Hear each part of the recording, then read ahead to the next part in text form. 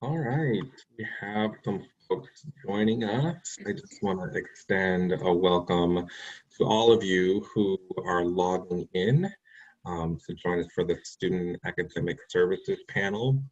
4:30 was our start time, and we will just wait a couple minutes as you all kind of filter into our virtual room. Please keep single file line. I ask that you fill the front rows first and save room for the back for the folks who might be arriving a little late. We're expecting a pretty good turnout today. I will be your moderator, Marcus Mason Vivid. I'll introduce myself again with my title and allow our panelists to introduce themselves. It looks like, I think we have just about everyone who's going to join us this afternoon. And then for those who arrive a little late, they may sneak in. So again, my name is Marcus Mason Vivid. I am one of the associate directors in the admission office here at Loyola University, Chicago. And I just want to extend the biggest welcome to all of you joining us virtually. It is an honor that you are taking time out of your day. You literally could be doing 1,000,010 other things, so I imagine indoors, but nevertheless, we're excited to have you all with us. Just so you all have an idea of how this webinar will work, I actually am going to turn my camera off in just a bit, and then so you'll only see the faces of our panelists, and I'll let them introduce themselves, and then they'll give you a short presentation, and then we'll open it up to a Q&A or question and answer session. You'll type your questions into the box, and then we'll filter those. I'll filter through those and then try to ask the panelists those questions as they come in. I have some colleagues here with me as well, and they may be answering some of your questions behind the scenes. My biggest ask is that if anything financial aid related or anything COVID related, that you save those questions specifically for the admissions office at another time. But without further ado, I'm going to kick it over to my colleague Betsy Burns and let her introduce herself, and then everyone else will introduce themselves and we'll get started. Good afternoon. Good afternoon, everyone. My name is Betsy Burns. I'm the Director of Learning and Student Success here at Loyola within Student Academic Services. I've been with Loyola about 7 years, and I am the proud mama of an incoming first-year student and a rising second-year student here at Loyola. We won't talk about the one that decided to go to another institution. Hey everybody, my name is Katrina Weiser. I am an associate director in first and second year advising. I will mark my 13th year at Loyola in October, and I'm originally from Ohio, so if we have any Ohioans out there, hey. Hi folks, my name is Annie Kelly. I'm our Associate Director of the Tutoring Center. Like Katrina, I'm also from Ohio area. I'm from Northern Kentucky, Cincinnati area. I have been at Loyola 5 years next week, and I love our Rambler students. They're incredible, very bright, and looking forward to talking and bragging about them more later. Hi everyone, my name is Katie Tapple. I am the Associate Director of the Student Accessibility Center. I'm coming up on my 6th year at Loyola, and I am also from Ohio. So we are covering Ohio today. You thought you were in a Student Academic Services meeting, but actually we're all just going to talk about how great the state of Ohio is. So we're excited to have you join us and learn more about all the different services that we can provide for all of your students from Ohio. Okay, I guess I'm odd man out today. So a shout out to anybody from Indiana or Georgia, that's where I grew up. So I'll represent the rest of the United States with my friends from Ohio today. I'm gonna go ahead and share my screen as we get started here with our presentation, except I'm gonna have to start from the beginning here.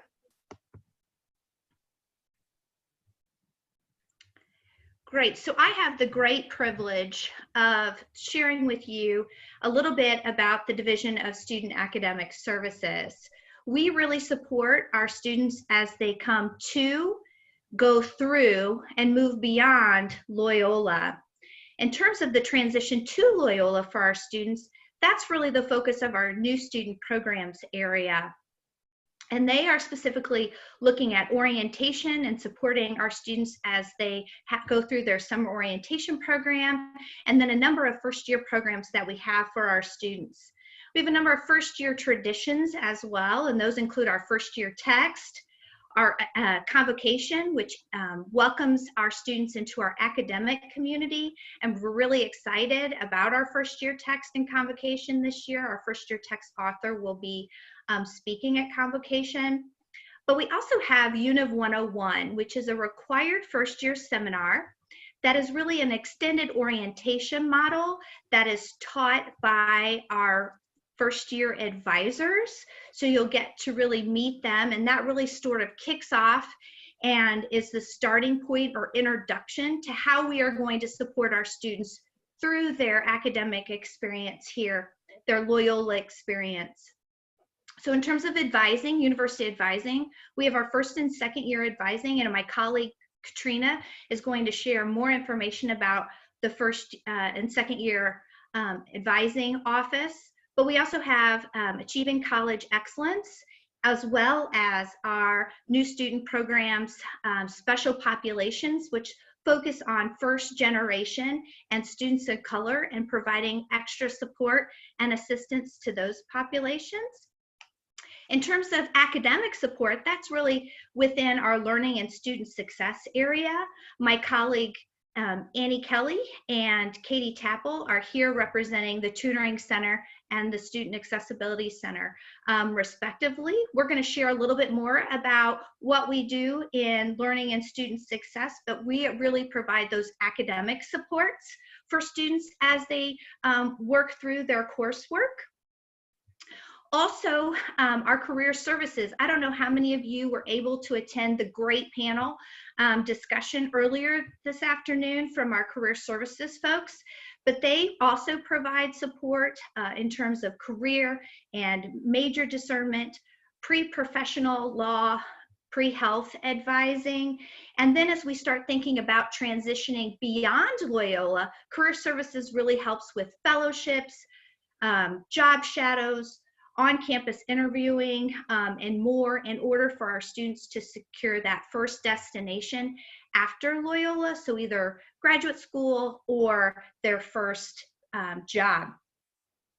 So I'm going to go ahead and pass it over to Katrina now for her to give you a little bit more about our advising office.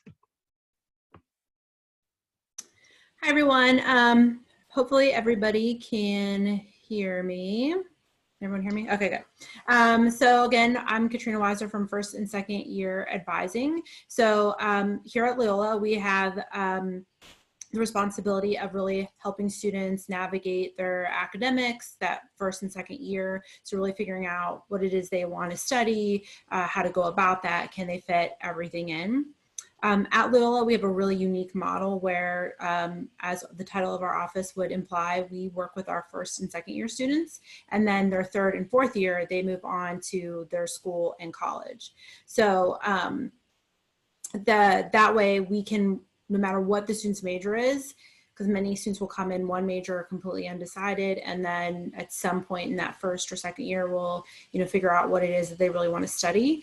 They will be able to stay with the same advisor, so that advisor really gets to build that relationship starting even slightly before classes start their first year, and then we'll continue to work with them until the summer after their second year, where they will then transition to their school or their college where their major is housed, and that advisor will really work with them, making sure that they've got their T's crossed, I's dotted when it comes to graduation, and then also really starting to unpack some of those plans that they might have for after Loyola, and sort of what steps they need to be thinking about for that.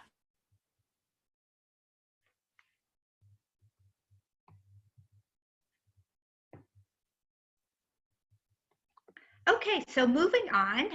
Again, I told you that I am the Director of Learning and Student Success.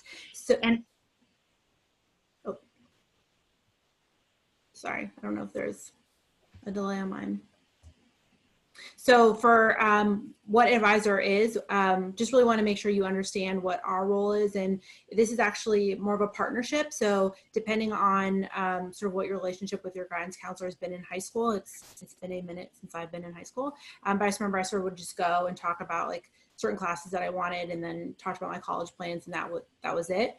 But at Loyola in college, you're going to have much more of a relationship. It's going to be a shared responsibility. So really making sure that you're coming in, having done some, work on your end in terms of figuring out what it is you want to do and what you really value, and what it is you want to pursue. So students will come to us, and yes, we definitely have answers for them, but we also want to help them navigate sort of the Loyola as a whole and figure out, okay, how do you make these decisions on your own? How do you advocate for yourself? How do you really step into being an adult, making these, these decisions that, will impact you in the future, and really start to make sense of what is this whole college experience? Because it's just not the piece of paper, but it's really this entire Loyola experience that you're going to benefit from. And so our role is to, yes, help you figure out what classes to take, but then also to figure out what are the next steps that you should be taking.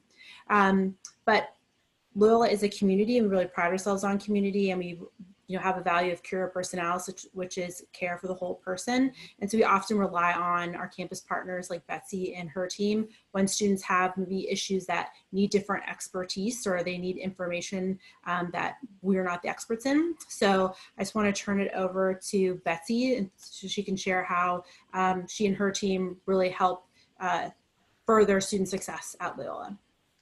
Thanks, Katrina. Sorry about that earlier. So in learning and student success, we provide a student-centered approach to provide academic support and programming initiatives to foster student success in the classroom. So our unit within Student Academic Services is made up of the Student Accessibility Center and the Tutoring Center, which Katie and Annie will talk about in a minute. But we also support students in terms of placement tests during orientation. We also provide outreach and intervention in terms of our grade alerts and academic concerns referrals that we receive from faculty. So students shouldn't be surprised if they get a phone call from me at 9 o'clock at night, or one of our staff, in terms of checking in to make sure they have the support that they need and are connected to resources. I even have had the privilege last week to talk to a few parents while I was doing some outreach. So always have fun doing that. And then we also do have some special programming as well that we provide, such as our majors and minors fair to support students. So we do a lot, and we have a lot of fun in the process. I think we have the best jobs in the world.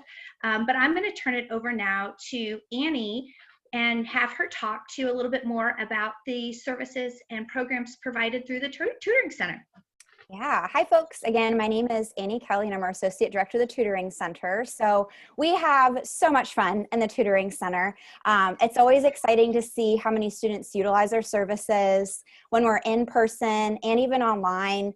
Things are bustling. It's very engaging. It's exciting. We saw over 20,000 visits this past academic year. So students really utilize and love the Tutoring Center. We're really proud of the work. So our goal is to really help you or your students succeed academically in their classes. That's our number one goal. And so we're located both in the Sullivan Center, so the building right there. We also have all of our sessions online. We went immediately online when the university did to make sure there was no glitch and students having access to the services they need. So we're super proud of our peer leaders for moving online so quickly. They're so amazing, and I can't wait to talk about them a little bit more later.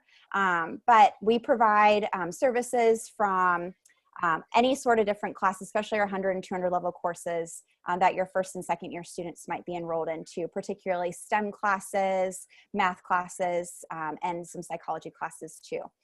We also have a location down at Water Tower campus, so we serve many of our business core classes through peer tutoring. We have a really robust partnership with the School of Business, where they're also offering drop-in tutoring to be able to meet the needs of their students. So we're working with them to train tutors, et cetera, et cetera. And most importantly, all of our services are free. So a lot of the questions that we get asked from parents and families and students is, how much does it cost? we got you. It's all free. So you can come in and be able to access and use any of our services. So I'm going to have Betsy go to the next slide. So we have 4 pillar programs, but I'm going to highlight 3 of them. So we like to refer to the Tutoring Center as a warm hug. Yes, I know it's cheesy, but we focus on one arm focuses on the academic peer-led component. And so those are SI and peer tutoring, supplemental instruction, peer tutoring. And the other arm is focusing on your learning strategies like executive functioning, study skill strategies. And together they create that hug. So academic support and then learning strategies really intertwine.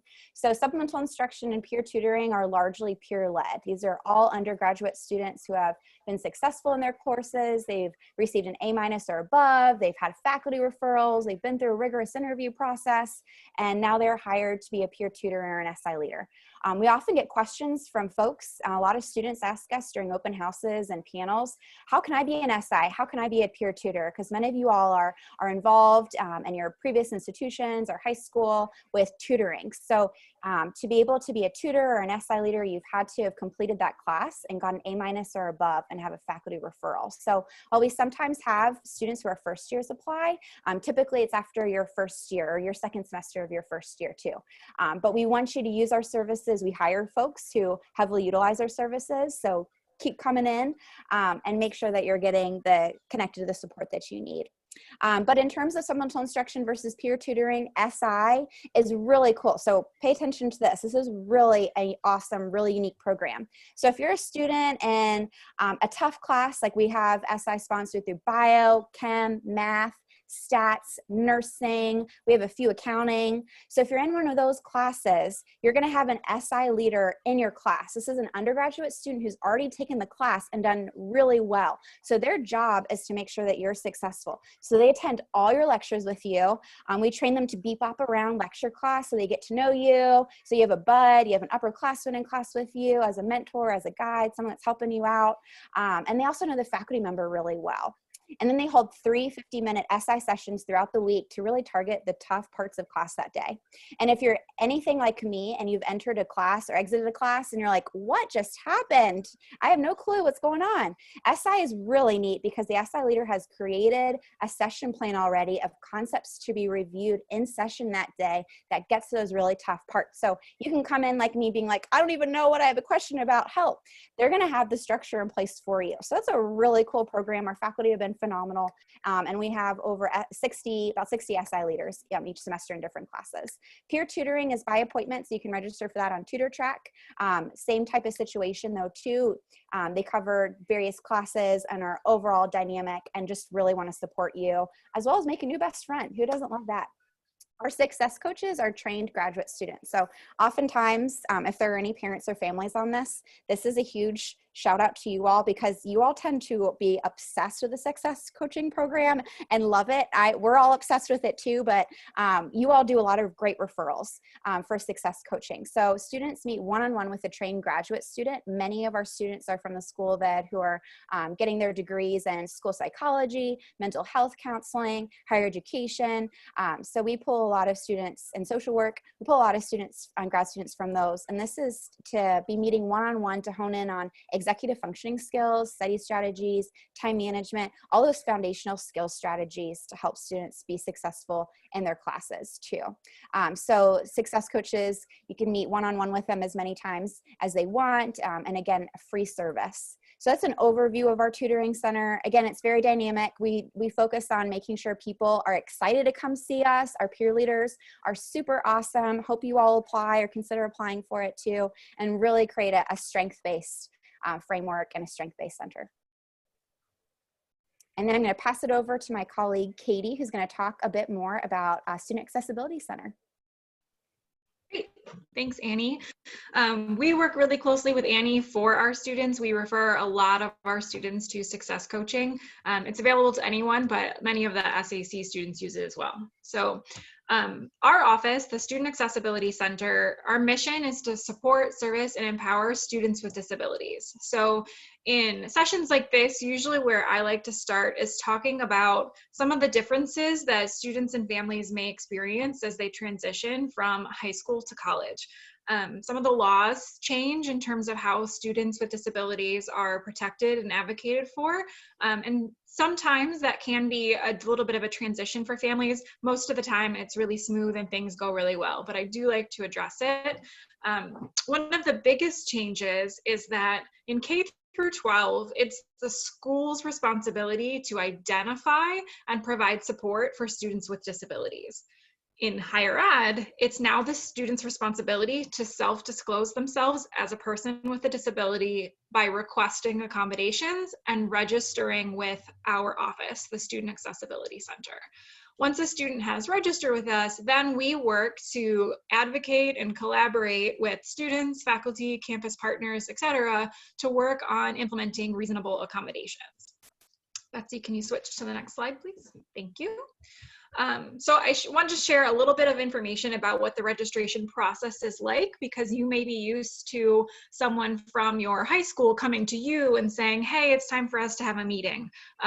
We're not going to come to you. You've got to come to us and request. Everything that we do is already online, so this hasn't been too much of a transition for us for the COVID changes that we're going. We have an online registration form and a spot for students to upload documentation. We do need some verification that they are a student with a disability. There's lots of different sources of documentation. That information is available on our website, and I'm also happy to chat with you if you have specific questions about what documentation might apply. I review that information and I make any adjustments that I need in terms of documentation or your request. And then the final step of the process is to meet with one of our staff members. So for right now, we're doing those sessions via Zoom, but we typically do them in person or via the phone or Zoom. We've always done Zoom, so this isn't really that big of a deal for us either. Just like Annie, it was pretty easy for us to transition everything online, and our students and families have been really great about making those adjustments. One of the big changes too with accommodations from K through 12 to higher ed is that with the law, it really stresses the interactive process and things being case by case. So we can have two students back to back who I see who both have ADHD diagnoses, but they could walk out with two very different sets of approved accommodations, because we really do look at everyone's individual needs and what they need for equal access. And that equal access term is really key here.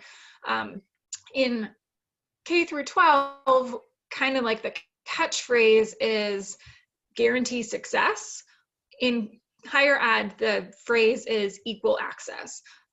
As much as we want your students to be successful, and we have lots of great programs to ensure their success, our office is about providing equal opportunities for access for students with disabilities. So unfortunately, we can't guarantee success, but we're going to do whatever we can to work with Betsy, to work with Annie, to work with their advisors and Katrina's team to make sure that we can make your students successful at Loyola. The biggest thing that if you take one thing away from my presentation, is that accommodations are not retroactive. This means that we encourage you, if you have a student who may need accommodations for fall, to please, please, please register with us over the summer. We want to make sure that when they get to us and they're ready for their fall classes to start, that their accommodations are in place and ready to go. If you have a student who maybe had a plan in high school and didn't use it that much, encourage them to register with us. If you have a student who used it a lot, definitely encourage them to register with us. There's no harm in having accommodations and then not using them once you get here. That's fine, but we want to make sure that you have a plan in place in case you need it, so that we can be there right from the get-go to help advocate for you and set you up for that success.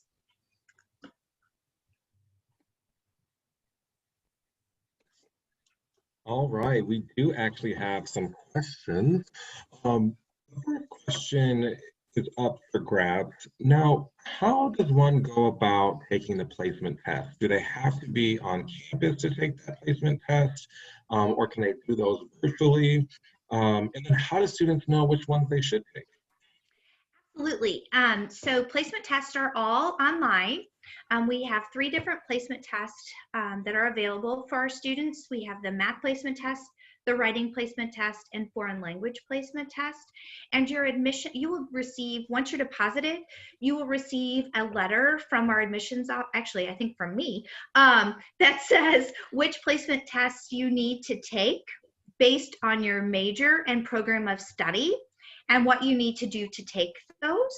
And we work closely with admissions and the writing program, the math department, and our foreign language programs to facilitate those and make those easy for you, so the students know exactly what they need to do, when they need to do it, and then what their placements are.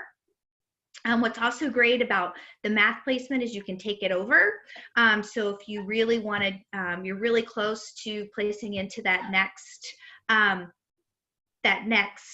class, you can go ahead and take that over again as well. And so we're really excited. And if you have additional questions about placement tests, all of that information will be shared on once you receive that information from your admissions counselor after you've deposited. Great, thank you, Betsy. I'm actually going to toss one right back to you, Betsy. Sure. Earlier, when you were presenting, you mentioned that students and parents may get a phone call at night about something. And so there's some curiosity around what the frequency of those types of phone calls, what are the circumstances that would warrant that type of communication or outreach? Yeah, so typically it would be a faculty member has raised a concern about a student. So either there might have been missing class, or the faculty member can't get a hold of the student, or they missed an exam, something like that. So we might do some additional outreach phone calls to support our students in that way. Additionally, if we see that students have a number of grade alerts, so we do have a grade alert program, so faculty have the option of sharing grades with us at midterm time. So if we see that students have a number of those, we'll reach out to the student and see how we can support them. Can we get them connected to their advisor? Can we get them connected to resources in the tutoring center or to their accessibility specialist, or what we need to do to make sure that they know what resources are available and they feel loved and cared for. And we want to just make sure we're getting them as soon as possible when we know there's an issue, and getting interventions and getting them the help they need so they can finish the semester as strong as possible. And just another quick follow-up. So would you suggest or would you say that we are able to do that as an institution because of our size, or what allows us to do something that's so supportive and engaging? Well, I think we do it because we love our students, first of all, and we want to do everything that we can to support their success and to know what resources are available to them. That's what I think is so unique about Loyola is we aren't, you would expect that from a smaller liberal arts institution with 1,000 or 2,000 students, but we are a middle size institution where you might not expect that, but it's really important to our faculty, to our staff across the board to have our students know that we care about them, and that's very important to us. And we want to do outreach, and we want as a staff to connect with our students and make sure that they know what's available and to guide them through this so that they can be successful. That's great. Thank you so much. I'm going to throw the next question to Katrina. There was a question about how do I take classes for the minor I want as a freshman, and then when can I declare a double major or a minor? Oh, we can't hear you, Katrina. Sorry. Gosh, we've only been at this for like 2 months. I should know when my mute's on. When you sign up for orientation, you are going to get a questionnaire, and it's going to ask you, like, is this still the major you want to do? And then we'll have area for notes on there, and you can put, like, I'm thinking about doing this minor. And so you could take a class for your minor your very first semester, depending on what your major is and everything else. We want to prioritize the classes that you need to make progress. Typically, students can officially declare double major depending on, if it's within the same college or school. That first semester, you would come in, talk to your advisor. Often Univ 101, we have these conversations, and your advisor can go in typically and just go into Locus and add the major, the minor, and then you'll be able to see all of your academic requirements on our system, which is Locus. If for some reason you want to do a major within another school or college, which is very popular, we do that on the semester. So you could, fill out the form, and if you get it in by November 1st, then when you came back in January, you would officially be in that double major, but that doesn't prevent you from taking classes. So again, if you indicate at orientation, hey, I'm interested in being a poli-sci major, but I'm also interested in communications as a potential second major, then we would give you some course recommendations that you could take in the fall for both of those majors. Great, thank you. Annie, another question for you. Where does tutoring happen at the Water Tower campus?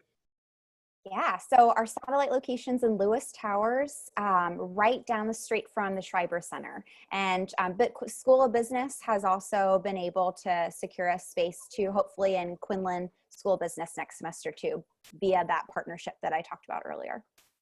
So there's two locations. Great, fantastic. Then I don't know if this is a question for Annie or a question for Katie or whomever. Is it possible to apply for jobs to be like a note taker or an SI tutor? How do you get involved if that's an interest that you have in helping other students? So I can take the SI leader one, and then Katie can do the note-taking one. But, oh, I love the question. How do you apply for to be an SI leader? So you can start looking on our website around September for positions for spring 2021. So we wrapped up recruitment for fall in March. So you want to keep an eye out on our website, luc.edu/tutoring. And I'd recommend checking it out now because there's some really cute pictures of our current tutors and SI leaders on there, and they're so fantastic. It's a really fantastic community. So please check back on our website to apply for that really important leadership position in September. Great. And for the Student Accessibility Center, we have a lot of students who may need assistance with note-taking due to their disability. About 3 years ago, we transitioned away from using peer note takers in the classroom for a variety of reasons. The biggest that we want to give autonomy to our students and teach them how to be better note takers instead of just taking that responsibility away from them entirely. So we currently don't use peer note takers in the classroom. However, we do have other student support positions available through our office. We do proctor exams, we have different office support. So we'll post our jobs on the university career services handshake site, and that's where I would encourage students to go look for different positions as they become available. There's also a lot of other ways to get involved on campus for if you're interested in working with people with disabilities. There's lots of programs for tutoring in the community and things like that. So even if it's not able to be with either my office or with Annie's office, there's lots of other ways to get involved and to be, paying it forward throughout campus community events. Great, thank you. Now, the student has taken college credit either for dual enrollment or maybe at a local community college. And let's say that those classes go above calculus or the highest placement you can be put in. Would you still have to take the placement test? If the student took a class that's equivalent to our calculus or actually any math, we'll use that before we would use the placement test. So if a student takes our version of pre-calc 2 at another institution, we would use that over any placement test results. Great, thank you. Now, another question is, can someone explain what Univ 101 is and why students take it a little more in detail? Sure. So Univ 101 began, over 10 years ago, probably at this point. And it is designed to give students an opportunity to build community with each other. And to really get to know other peers, really get to know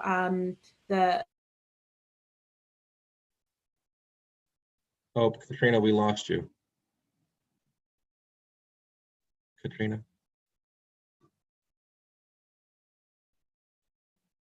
Oh, no. It's a little in and out. Okay, we got you now. Okay, sorry, my internet connection is unstable.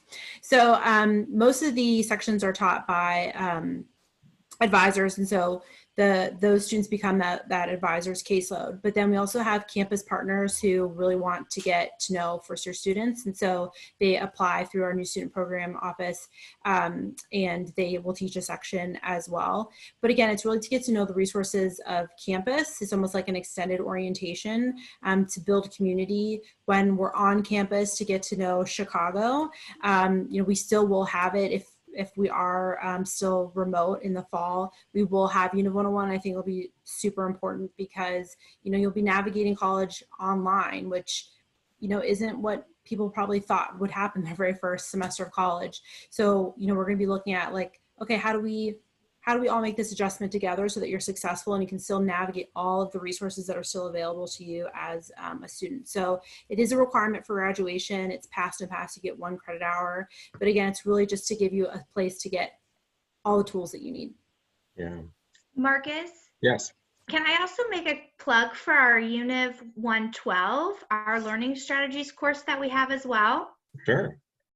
So we have a great 1 credit graded, so it counts towards your GPA. Univ 101 is pass, no pass, but our Univ 112, which is strategies for learning, is a graded course that really walks you through how to be successful in college in terms of the academic experience and making sure that you are understanding your learning needs and strengths, and how to be a successful student at Loyola. Members of the Learning and Student Success team teach that course. And if you are taking a course in summer, this is the first summer that we're going to be offering sections of Univ 112 during the summer. That's going to specifically focus on learning online and strategies to support online learning for the summer, since we know we're going to be online for the summer. And I just finished up, and Annie just finished up, our reflections with our students at the end of the course.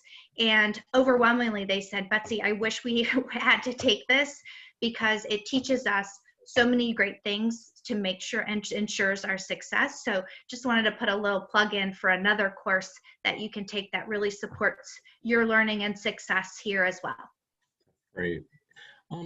Is there anyone who might be able to explain the new Student Summer Scholarship Program?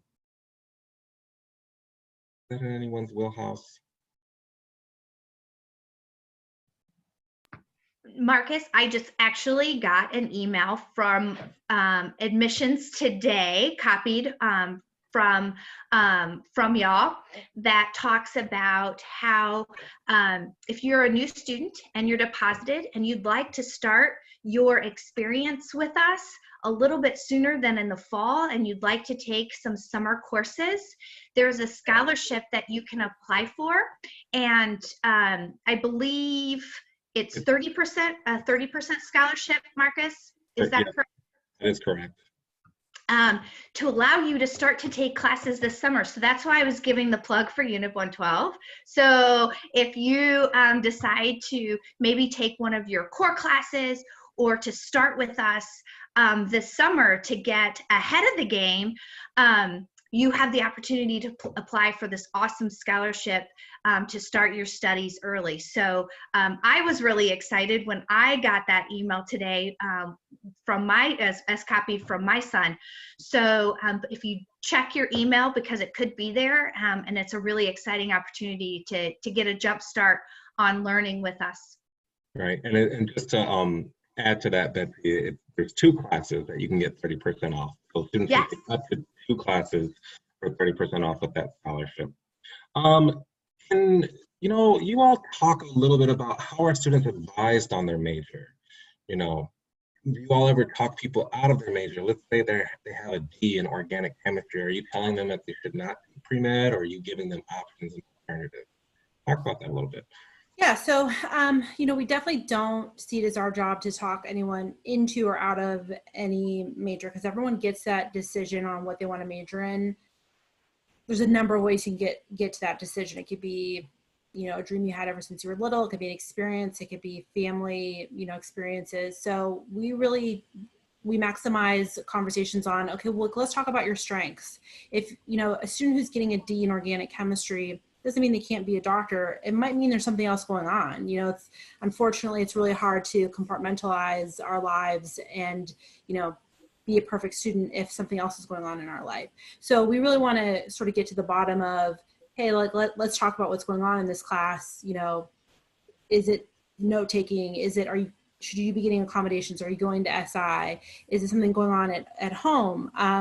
You know, because we get to know our students our first and second year, you know, organic chemistry happens to be a second year class. So, you know, we've probably had some conversations about how the major is going. You know, are you interested in what you're studying? Like, do you want to do research in it? Because, you know, if you're in a hard science, typically you're going to want to do research if you're thinking about a grad program. And so we'll see little indicators then if a student's really passionate about it, really interested in it, really has a solid understanding of what it takes to complete a major and, you know, complete their goal. But we might also talk about some majors and dream jobs don't always align. So if you want to be a doctor, you can major in theater and still become a doctor. And so we want to have conversations about, let's talk about, like, are you studying something you're really passionate about? Because that will ultimately help you perform in a way that will be, you know, helpful when you want to go to grad school. But if a student starts to indicate some doubt, you know, we'll encourage them to talk to our career services office or our pre-health office, whatever it may be. And if we do see sort of a pattern of a student struggling in their major classes, you know, we will want to have a conversation of, okay, well, let's see this pattern. What do we think it's going to mean? And, you know, would encourage students to talk to faculty advisors or to, you know, pre-health if that's the case, or, you know, career services of, like, how is this going to impact my long-term goal, so that we can determine sort of if we need to pivot, if we need to, like, examine other pathways to where they want to get. Great, thank you. We have quite a few questions about majors, actually. So there's one student who is a part of the honors program, and they're thinking that they want to do a double major. Would you recommend that they talk to their academic advisor about choosing classes before the start of the first semester, or, you know, and how should one go about finding out who their academic advisor is in the first place and getting in touch with them? Mm-hmm. So you will, if you're going to do honors, you will get communication about what your enrollment's going to look like. If you're not in honors, you're still going to get that same communication. So what will happen is, like I mentioned earlier, you will indicate the major that you want to pursue. If you want to add another major to it, then you'll indicate that on the form as well.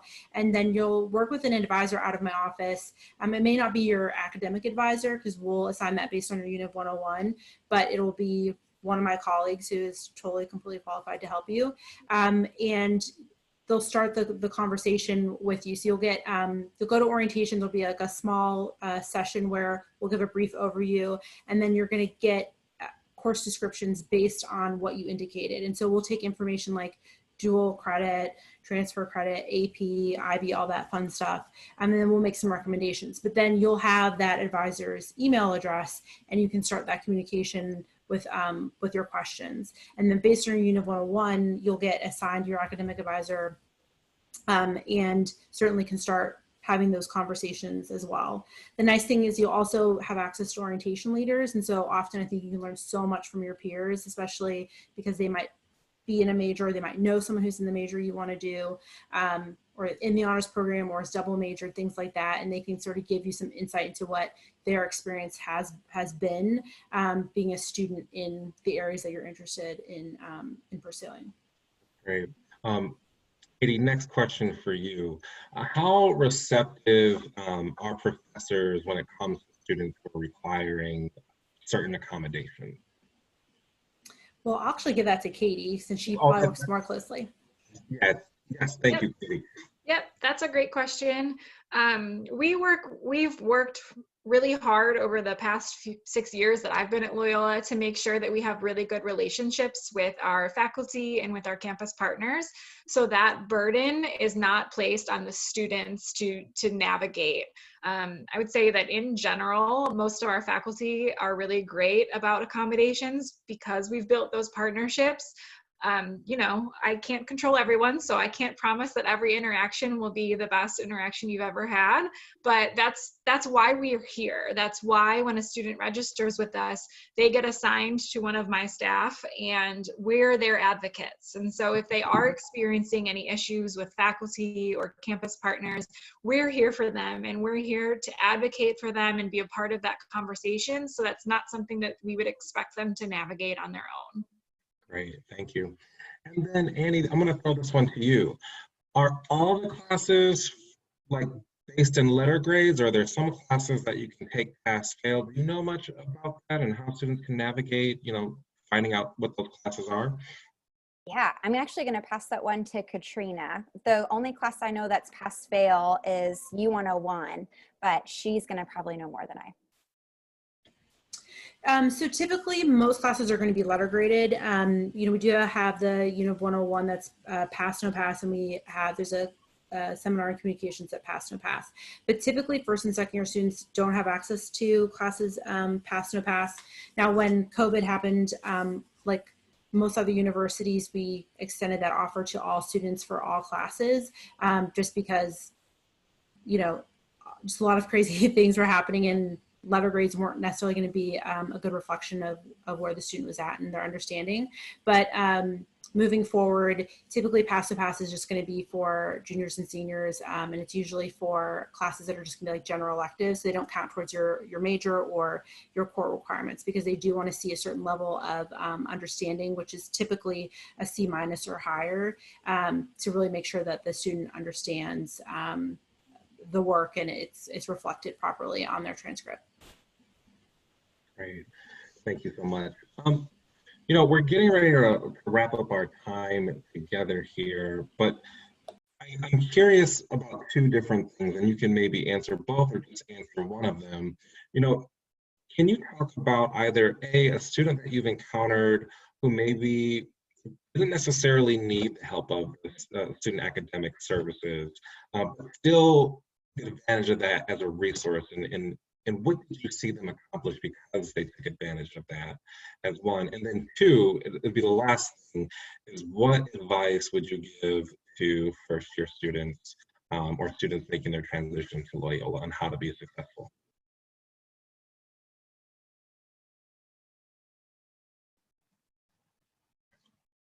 Katie, do you want to start? Sure. So in terms of, I'm not sure I caught all of your first question, but it sounded like you were asking students who may not know that they need us, but how could we still benefit them? In terms of our office, you know, not every student on campus is a student with a disability. We know that, but the chances are that your roommate might be, or someone next to you in class might be, or someone you encounter on campus is going to be. And so I think that in terms of like the global education and the social justice model that Loyola promotes, providing an inclusive and accessible environment for everyone is really important. So even if your student, you know, parents who are listening to this, even if your student doesn't have a disability, they're going to make friends with people who have disabilities. And so knowing how to interact with people appropriately and being respectful of everyone's identity is a way that our office is still relevant to students who don't need our services. And then your second question, I'm going to repeat myself and say that my best piece of advice is to register with our office. Even if you are like, they never used their IEP in high school, register with our office. College is different. The level of academics is different. How classes are structured are different. We don't know, your student might thrive with those differences, but I would hate for them to gamble with their extended time and then bomb their first test and regret that they didn't register with SAC. So my advice is register with us. We don't take your accommodations away if you decide not to use them, but they're always there as a safety net. once you've registered with us. I'll go next. In terms of, you might not think you need help now, but even if you're getting a B+ in a class or an A-, you still might benefit from attending an SI session or making an appointment with an advisor to see how your interest in music may support and enhance your learning here while you're studying to prepare to be a doctor. I think, and that ties into my advice, is try it. Go at least once. Take advantage of all the resources. Even if you don't think you need us, stop by Sullivan, come visit us, come check us out. You never know what piece of information, what nugget that might make your life a little bit easier, that may get you connected with someone else in your class that you can now study with, or get involved in a different student organization. Just come to Sullivan.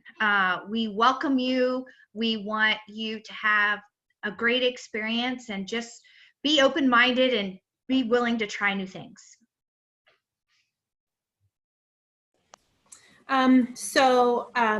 I work with a lot of students who, I oversee a program where we expect students to go to SI, and we get a lot of pushback initially. And it's funny because they just finished up a seminar that was taught by some of the advisors that work with them, and over and over and over again in their reflections, they talked about, I'm really glad that I was expected to go to SI, and like, I wish my friends would have,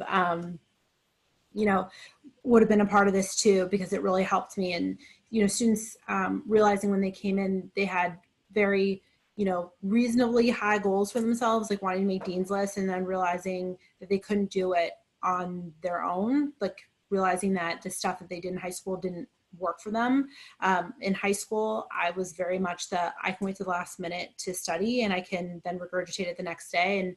And we get a lot of high achieving students who this worked for them in high school, and then they get to college and it is not that way. And realizing that professors have different expectations on how you learn, but not really knowing how to get there in such a short amount of time. And so I think SI is huge for that. And I think it can really give students confidence that they're really understanding it. And the more that they can approach the material in different ways, they're really going to understand it, because it's not just an A in Bio 101, it's knowing that information so that you can be successful in Biology 102 and genetics and cell, and when you become a doctor and things like that. And I always tell my students, like, I want the student who worked really hard for that B to be my emergency room doctor over the student who like was able just to sort of like coast by and get the A. So yeah, and I think my advice is,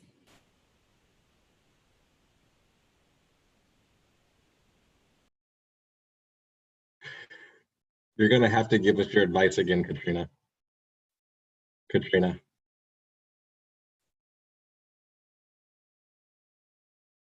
when you get there. Katrina, can you give us your advice one more time? Oh yeah, sorry, my unstable internet. Basically it's just to, as much as you can, sort of like get rid of some of those old notions about yourself as a student, as a member of a community, and embrace that there's going to be things that you don't know, and that possibilities are endless, and there's a ton of resources available to help you tap into becoming the best learner that you can be, because your learning is not going to end in college. So you really want to become a lifelong learner, and how do you gain those skills? Great, thank you. All right. Well, ditto to everything Katrina said. She took mine. So thank you for the SI shout outs. Ditto. So I think what I would challenge our first year students to do, and I actually want you to do it now. Okay. So are you listening? Do you have a pen in your hand? Do you have paper in your hand? Okay. We're going to do a reflection exercise, and mention this in your SI peer tutor interview, and you're going to get a gold star. So I want you to write down right now all the people in your personal board of directors. So think about all those people that are in your corner, that are there to support you, that can help guide you, push you when you need to be pushed, lean on, laughs, all those folks. Write them down, and those are going to be your people that you're going to be entering Loyola with. Now I want you to create a list of people that you want in your corner. So maybe it's going to be making a new best friend, or maybe it's going to be Katrina as your new academic advisor. You want her in your corner. Maybe it's going to be Katie as your accessibility specialist. Maybe it's Betsy who's going to be really looking out for you because she works so hard for students. So who do you want to be in your personal board of directors? Envision those components. Who's your new best friend? What peer leaders? You're going to have your SI leader in there? I hope so. What about peer tutors and other folks? Orientation leader. These are the people that are going to be in your corner. And then I want you to start thinking about how you're going to be reaching out to them, how you're going to build those relationships too, because we're going to be reaching out. But we need you to also meet us halfway too, and to build those relationships, to envision with you, to dream, because Loyola is a place. However, we've also proven time and time again that Loyola is embodied in all of us. We're remote, we're online right now, but there is a tremendous sense of community within Loyola, and that we're bringing that online and dispersing that wherever. So how are you going to enter in? Those relationships are so powerful and important. How are you going to continue to foster and build those? So that's my challenge for you all, is to reflect on who's in your board right now, and who do you want to be in that board, and how are you going to cultivate those relationships? That is great. I just want to mention, though, Annie, you did not even give me as an example to be on the board of directors. I can offer people jobs in my office. I think that's important. Sorry, no, Marcus. no, I got to redo it now. I'm just joking. On behalf of all of our participants, our students, and our families watching, I just want to give you all a round of applause and thank you all so much for taking time out of your busy schedules. We know that it's finals week, and so the fact that you all are taking a chunk of time to spend talking to who we hope will be students on campus this fall means the world. And so thank you all, and a big thank you to you all out there tuning in from your couches, your beds, your cars, wherever you may be in the world. Really are happy that you chose to spend some time with us. And so if there's anything that we can do, please don't hesitate to reach out. I see that Katie already put her email on her name, so if you have questions for the Student Accessibility Center, please feel free to contact Katie there. Katie put everyone away for the Student Accessibility Center. I think Katrina and Betsy are also putting up their emails. All of these folks are wonderful people to know. You'll see Annie's email there, and then Betsy's email, and then Katrina is on its way. It's right there. So feel free to write those down and reach out to them if you have any questions. Again, they should be academic services oriented questions. If you have questions about financial aid or immunization records or anything like that, those should come to the admissions office, and we're happy to help you as well. So without further ado, I want to bid you all a farewell, and again, thanks for spending time with us. Enjoy the rest of your day. Take care.